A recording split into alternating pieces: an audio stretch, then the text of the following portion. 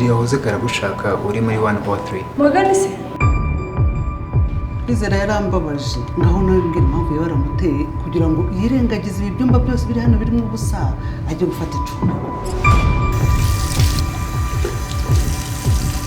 Should I get your number?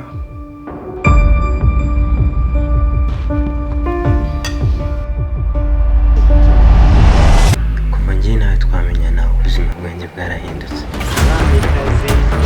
I want you in my life.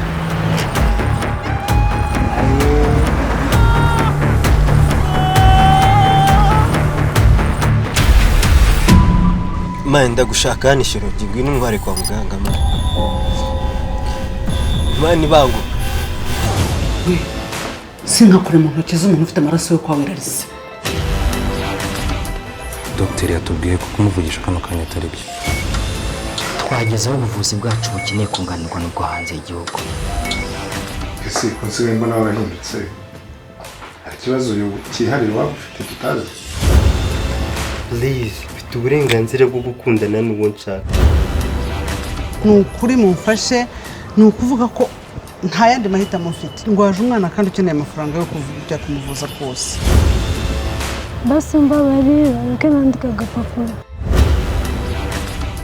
Sinjye numva impamvu niba yatumye Kesa ataza kwa muganga kunsura. Wa munaniro wanjye wose byari kubera ko mwita. Maze ngo ashobora no kutarenza ukwezi.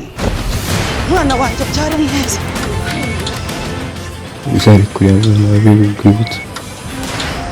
umubyeyi yaduciye uzikubara umwana kuririra mu matwi atari uwawe utaramubyaye. Nimba ngubwiye ngo umfashe umwana tumurere ibi byose ndi gukora ni jya mufatanya na Morgan sibyo kandi ntabwo nzayitatiye. None sinabigenze ni metre. Sinagira ngo uriya mwana gumye abana nakaraga nkuko.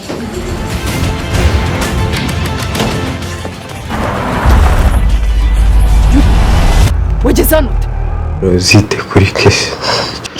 Mana hano nari uzahabi. Sezanije ko nzabikora. Namwise rwibutso kuba ko ari urwibutso rw'amahoro. Ari urwibutso rwiza.